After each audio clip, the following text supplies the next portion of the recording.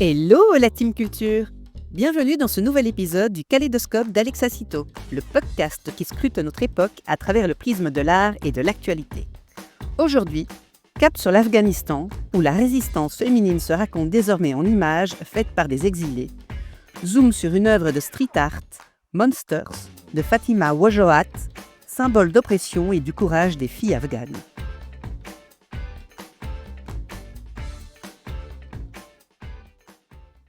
Fatima Wajohat, artiste et militante afghane aujourd'hui en exil aux États-Unis, réinvente la marelle, ce souvenir d'enfance universelle, pour en faire l'allégorie des obstacles imposés aux filles sous le régime taliban.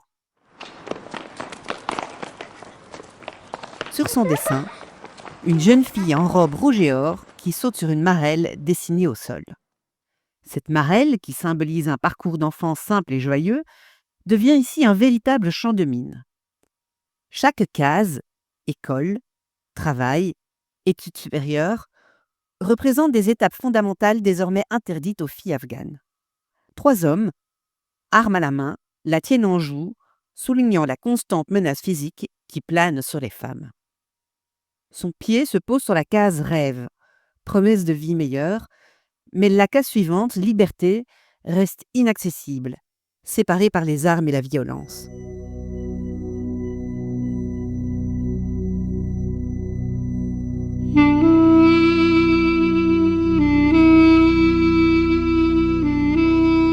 Comme dans le dessin de Fatima Wajohat, les talibans dressent obstacle après obstacle sur le chemin des femmes afghanes, les privant systématiquement de leurs droits les plus fondamentaux. La case école de la marelle est rayée d'emblée. Depuis 2021, les filles n'ont plus le droit de poursuivre leurs études après la puberté. La case travail est elle aussi hors d'atteinte, les talibans leur ayant interdit d'exercer une profession. Quant à la case études supérieures, elle relève du mirage pour ces générations de filles condamnées à l'ignorance. Les talibans ont ensuite banni les femmes de l'espace public, restreignant drastiquement leur liberté de circulation. Le port du voile intégral est devenu une obligation sous peine de sanctions. Les mariages précoces et forcés se multiplient, tandis que les recours légaux en cas de violence ont été supprimés. Les femmes n'ont plus le droit de chanter, dire des poèmes ou peindre. Comme les cases de la marelle, de plus en plus inaccessibles, le chemin vers l'émancipation se rétrécit. Jusqu'à bâtir des murs pour masquer jusqu'aux fenêtres par lesquelles on pourrait apercevoir une femme. Brique par brique, les femmes sont emmurées chez elles. Comme si, à l'image de la dernière case liberté de la marelle, coupée par les fusils, les talibans voulaient enterrer vivantes les Afghanes sous les décombres de leurs droits. C'est dans ce contexte mortifère que la CPI, la Cour pénale internationale, a décidé le 8 juillet d'émettre des mandats d'arrêt à l'encontre du chef suprême taliban, Hibatullah Akhundzada, et du président de la Cour suprême, Abdul Hakim Haqqani, pour persécution des femmes en raison de leur genre et crimes contre l'humanité. Ce premier mandat pour persécution de genre est historique et symbolique.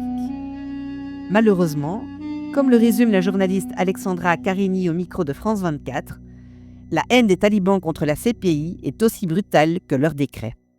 Dans un communiqué lapidaire, le gouvernement taliban éreinte l'organisation et affirme ne pas reconnaître son autorité. De telles annonces absurdes n'affecteront en rien l'engagement ferme des autorités talibanes en faveur de la charia. Nous ne reconnaissons pas le tribunal international et n'en avons pas besoin. L'Afghanistan est pourtant adhérente au statut de Rome depuis 2023 et la CPI est donc compétente pour traiter de ces crimes.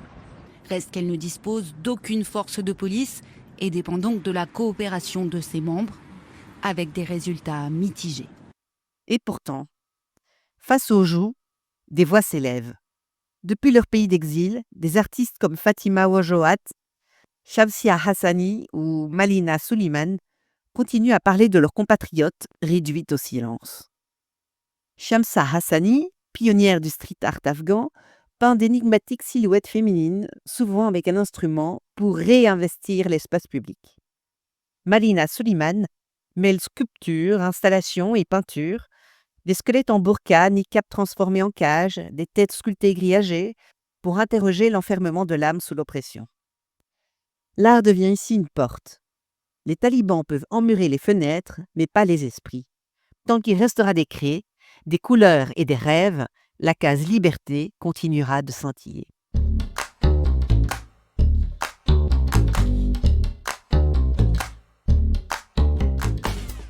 Le Kaléidoscope prend un break estival. Merci d'avoir écouté.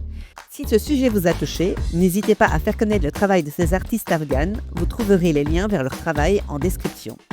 Et bien sûr, n'oubliez pas de liker et de partager l'épisode. Rendez-vous en septembre pour de nouveaux regards croisés entre art et actualité. Bonnes vacances à toutes et à tous!